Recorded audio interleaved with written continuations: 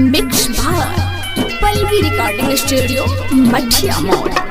DJ Kanchan Raj Hajipur Vaishali. कौन भइल रे गलती की मारती हले पलटी। कौन भइल रे गलती की मारती हले पलटी।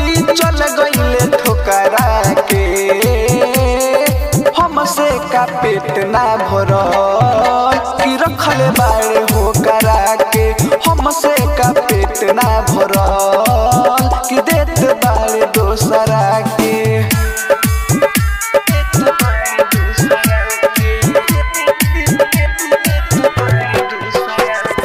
डीजे कंचन राज हाजीपुर वैशाली। कहते तो खट देती हम ही सुबह शाम रे। रोई रोई चिलैते कुछ दिन करते आराम रे। कहते तो खट देती हम ही सुबह शाम रे। रोई रोई चिलैते कुछ दिन करते आराम रे। कौन फायदा ना भइल प्यार तोहरा से कोइल। कौन फायदा ना भइल प्यार तोहरा से कोइल। कोइल दिलवा ते झोकरा के हमारा से पेट ना भरल की रखले बाड़े हो करा के। हमसे का पेट ना भरल की देत बाड़े दोसरा के।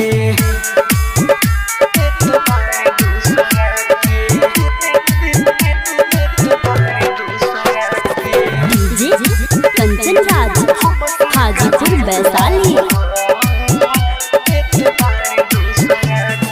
मार देती झटका सुनु धके जदी जीदरे। रतियों में जगते नहीं आइत तोरा नींदरे। अरे का बुझली। मार देती झटका सुनु धके जदी जीदरे। रतियों में जगते नहीं आइत तोरा नींदरे।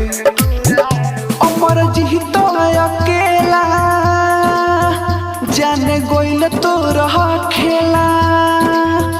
अमर जी तो अकेला जाने गोइल तोरा खेला। मजा लेलो से तोरा पोखरा के हमसे का पेट ना भरल की रखले बाड़े हो करा के।